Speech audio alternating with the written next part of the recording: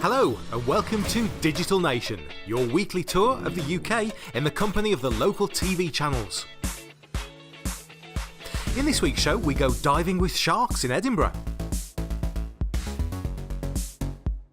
We take a ride in a new water taxi in Manchester. And check out the teeth of a 65 million year old dinosaur in Oxfordshire. And you can contact us using the hashtag #DigitalNation. Our first visit is to Cambridge and a women's football team who, in a sport previously dominated by their male counterparts, have been recognised as having an important place in the history of the game. And if you want to know if that goal was offside, you only have to consult the tree. Bobby Moore, Bill Shankly, Gerda Bakrati, all footballers, all in the National Football Museum Hall of Fame. Gerda captains the Cambridge University Association Football Club, and now her players have taken their place amongst the greats because they've been identified as being part of the oldest club in the world. You know, there's so much pride in it, especially with all the girls, every single person in the club. We've been playing football for the majority of our lives, 16 years. Our families are massively involved in it. Obviously, it's your parents that take you around to games, to training sessions several times a week. What makes Cambridge University Football Club so special is that they laid down this set of rules, because before people had wanted to play their own game, where they picked the ball up or they kicked each other. But they said no, we're going to play one set of rules for one game, and that's an idea that the rest of the world has copied ever since. These 11 rules were written down by students at Trinity College before being taken to Parker's Piece to be stuck on a tree for all to see. So as you can see from those fairly basic, simple rules, football was a basic, and still is a basic, simple game. Kick-off will start from the centre of the pitch. Whoever scores the most goals wins. Ball goes out to the side, it's a throw-in. Ball goes out to the end, it's a goal kick. And if it's more than 3 players between you and the other goal, you're offside. The game quickly spread around the world and became popular with both men and women, until the Football Association banned women's teams in 1921. Well, I think the women's game for football has been really slow to take off. I think last year with the World Cup, the Women's World Cup, and the Lioness is doing so well, that was really incredible. Women's football is said to be more exciting than the men's because it's more skillful, less physical, so you never know. Now, you'd think that most vintage Bentley owners would want to keep their pride and joy safely in the garage. Not so in Leeds, where an intrepid bunch of members of the Bentley Car Rally take their priceless vehicles on a journey around the local countryside, as well as participating in various challenges. Made in Leeds went along for the ride.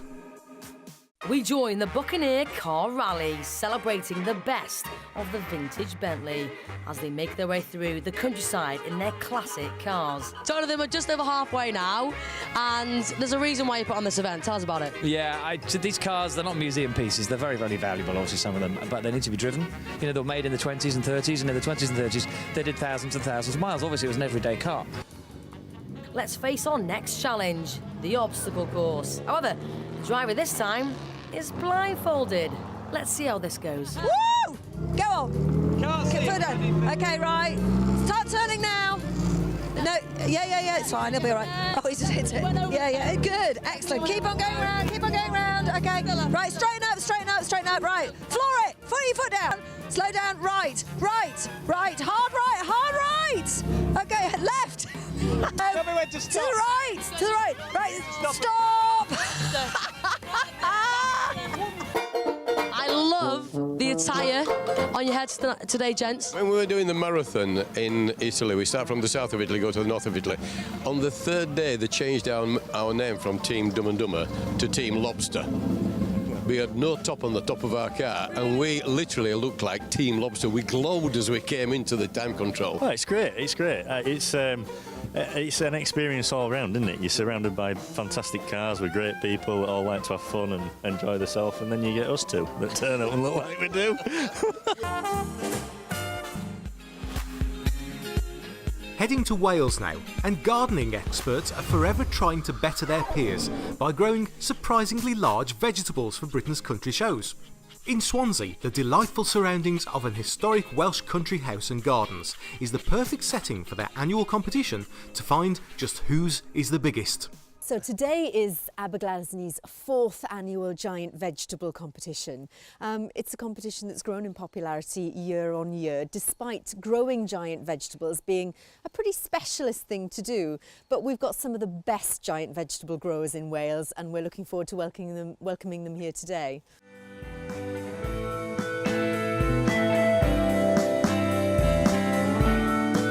Yeah, this is a giant marrow. It's one of our smaller marrows. This year we had a marrow weighing 185 pounds. So this is just over 86, I think it is. Still quite a big, still quite a beast. I love the gardens, and just meeting Joseph and the team, absolutely fantastic. And it's a real stamp on Wales, this garden, really, and it's what Joseph and all the team here should be really proud of. Yeah, as I say, Aberglasney Gardens is a historic site, probably one of the best known gardens in Wales. A long history going back to the 1600s when Bishop Rudd came here. He was Bishop of St David's, but rather than be buried down at St David's, he's buried in the local church here. That's how much Aberglasney meant to him. We've had poets live here, we've had high sheriffs live here, all sorts of important people. And the gardens have been gently restored over the last 20 years by the Aberglasney Restoration Trust, and now a very, very popular visitor attraction.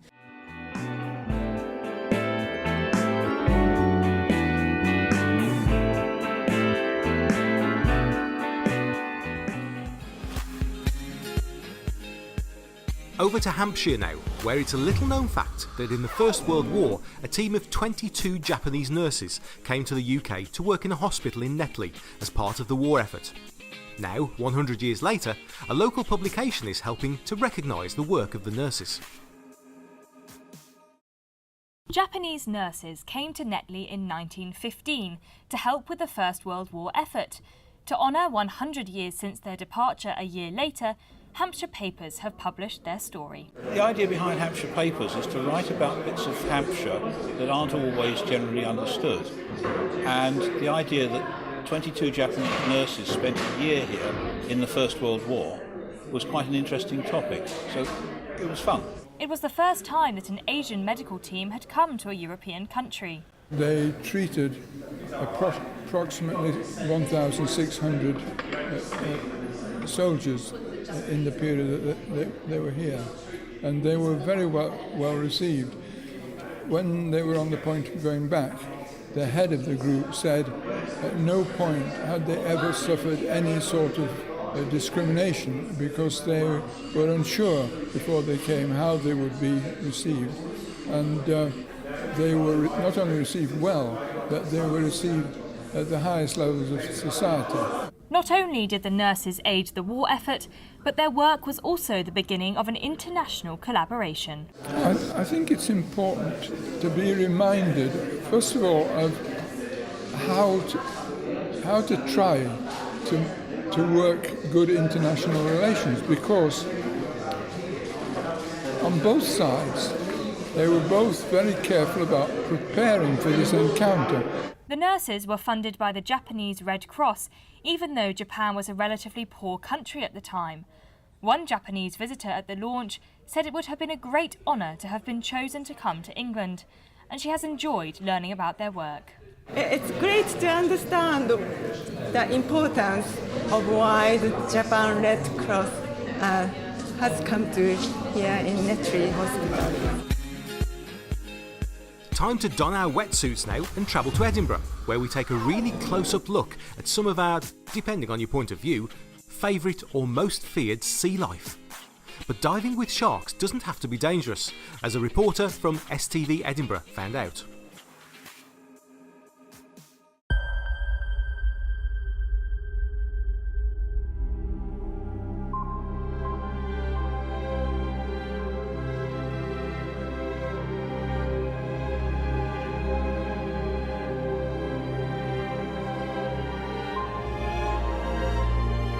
Well, today, Jennifer, we're going to be taking you into our large tank here at Deep Sea World. It contains about 1 million gallons of seawater and about 2,000 fish. Wow, that is a lot. But they also contain some slightly bigger, I suppose, predators in there as well. Who are we going in to say hi to? We've got several different species of shark as well. So we're going to be diving with these sharks today, and we're going to be doing a few lessons, kind of basic scuba diving lessons to get you familiar with what we're going to do, and then we've then got a few tasks to carry out while we're in the tank.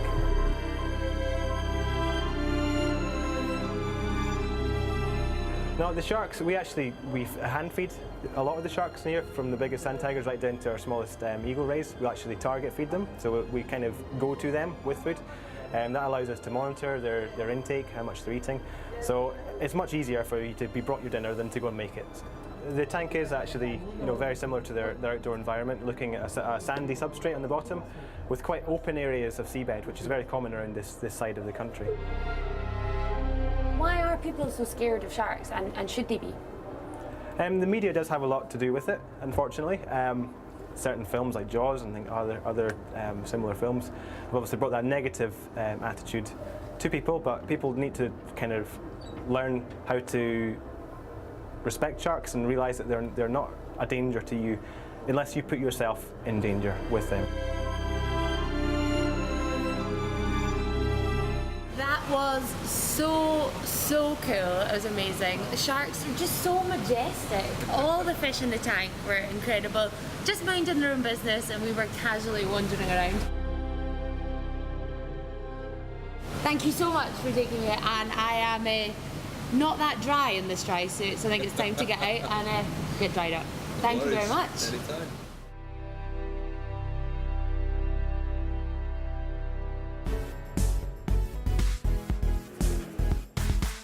That brings us to the end of the first half of the show, and time for our quiz. In which city can you visit the National Media Museum? Is it A, London, B, Bradford, or C, Manchester? We'll give you the answer after the break.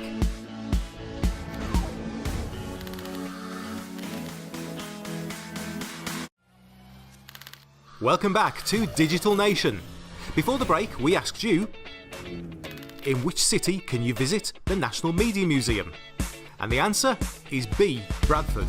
The museum has 7 floors of galleries focusing on photography, television, animation, video gaming, the internet, and the scientific principles behind light and colour. A recently donated life-size cast of the head of a T-Rex that's been extinct for over 65 million years has given one lucky school in Oxfordshire the opportunity to explore something that would normally be out of reach in a museum. Despite the size of those teeth, their enthusiasm says it all. Well, this is Tristan Otter. He's the latest member of the school community. He's a cast of a T-Rex skull that's actually on display. The original skull itself is on display in the Natural History Museum in Berlin, and we're very fortunate that the life-size cast has been donated to the school. It's been a very exciting week, as I'm sure you can imagine. I think the really cool bit about the arrival of the T-Rex in school is that this is something that children can't normally get this close to.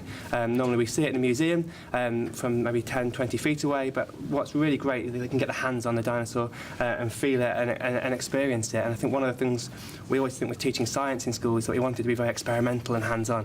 So there's been lots of exploration of Tristan Otter himself. They've been doing things like measuring the size of the jaw, measuring the teeth, trying to learn a little bit more about his life.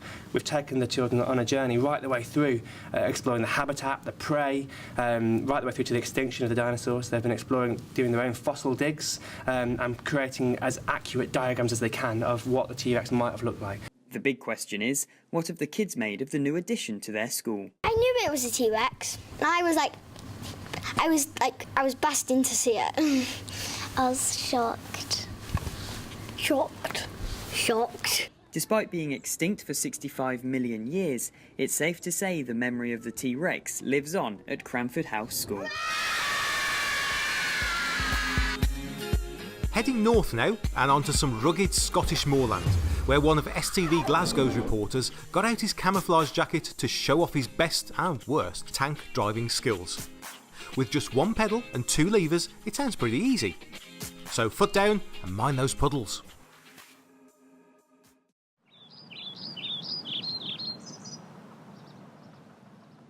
So it's no secret that I like my cars, I like my driving, but I've never tried anything quite like this.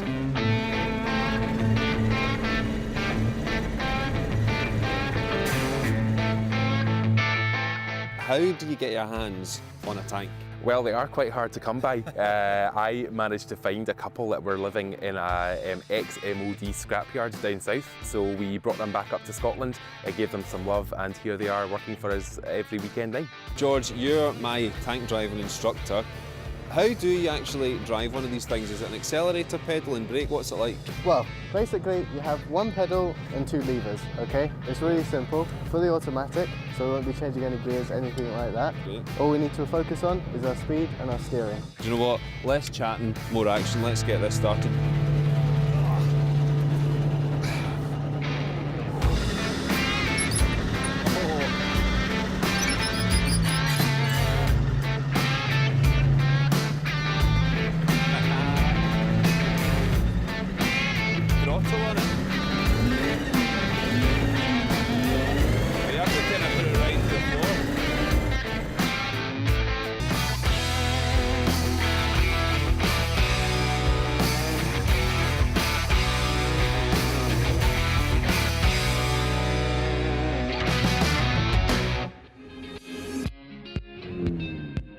Have you packed your bags?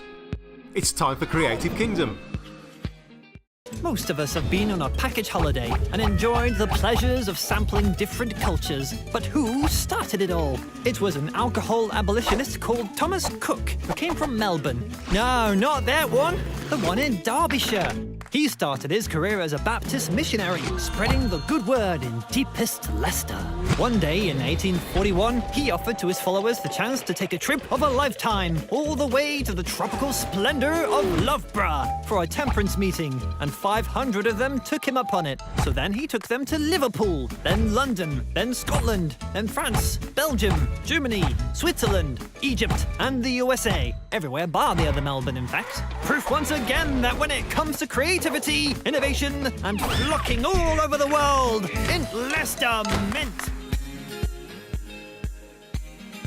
In Birmingham, a youth project has used art to help celebrate the city's diverse musical heritage.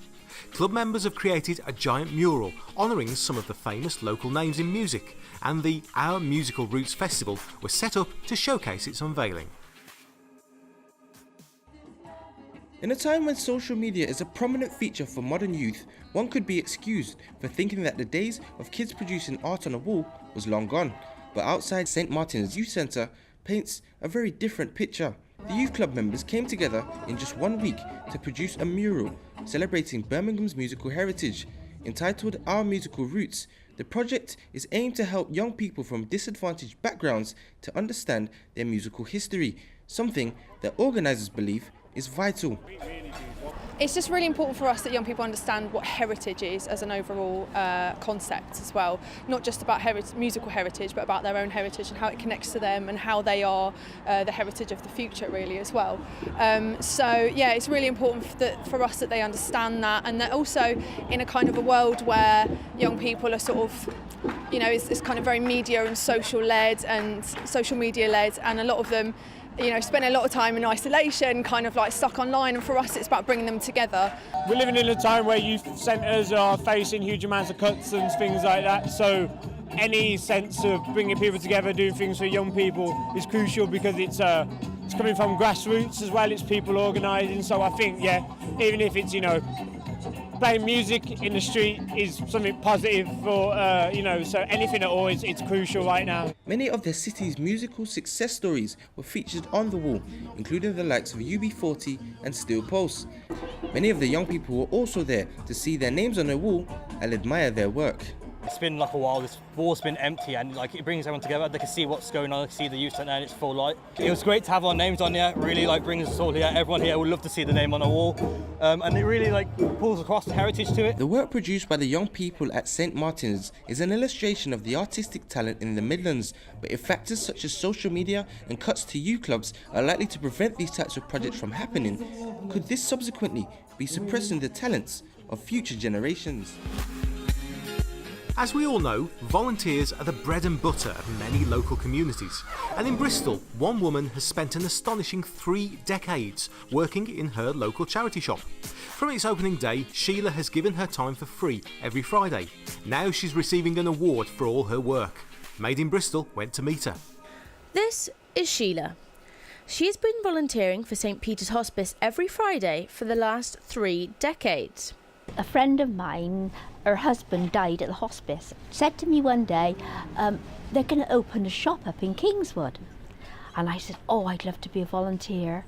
So I rang up somebody and they said, oh, come on up the shop. And I was there the first day, and I've been there ever since. Volunteering must run in the family, as it's not just Sheila who has been donating her time. 3 generations of Sheila's family have also found the time to lend a helping hand. At one time, the 3 of us were all together, I don't know how long for, but yeah, my mum did actually do 20 years. But 3 of us were in the other shop, yeah, on a Friday morning. After 30 years, Sheila has been recognised as the volunteering legend that she is, and along with 150 others, is receiving a long service award for all her hard work. We are deeply humbled and hugely grateful to their commitment. Yeah, we couldn't do what we do without them, and they are us really. The hospice is volunteers as much as staff and patients and families. Sheila's a gem. I mean, absolutely amazing. You know, she's an ambassador for the hospice and for the shop. So, Sheila, thank you. You've done an amazing job. But Sheila doesn't plan on stopping anytime soon. Volunteering is a wonderful thing. I really do believe that. It's the friendship that you get with people, and well, for 30 years I must like it really, mustn't I? It's my favourite day of the week. Finally to Manchester, where if you hail a taxi, you might find yourself travelling on the canals instead of the streets. Made overseas, a small watercraft that can carry up to 10 passengers is now available for journeys from the outskirts into the city centre. The question is, will you be able to get one any easier on a Saturday night? Stephen Cadwell wanted to provide a water-based alternative to Manchester's trams and buses for the last 7 years along the Bridgewater Canal. Constructed overseas, the boats were shipped by container to Liverpool. This boat was being sailed inland from Liverpool on Friday. A bit more luxurious than a normal bus or Metrolink. At first appearances it looks small, but once you're in your seat it's quite roomy. And this is what they were getting ready for. Monday saw the Waxy's first passengers. These passengers here were travelling from Hotel Football to Deansgate Castle Field in the centre of town and back again. So you're just visiting? Yeah. So this is more of a tourist thing, you would think, for yourself? Yeah, probably. We do stay in Manchester quite a lot, so it's always something a little bit different to do when you come here. Skipper Anthony Ashton usually pilots narrowboats that ply up and down the canals in Manchester. It's surprisingly quite easy to handle. There are 4 official stops: Sale, Trafford Centre, Hotel Football and Deansgate Castlefield. And just like normal taxis that run on rubber tyres, Stephen says that as long as there's room on board, you can always hail a water taxi as it goes past you if you're standing on the Bridgewater Canal side footpath. And that's it for this week's show. If you want to watch any previous episodes, you can go to the BBC website, bbc.co.uk/digitalnation. Or why not log on to the website of your own local TV channel? So, until next time, goodbye.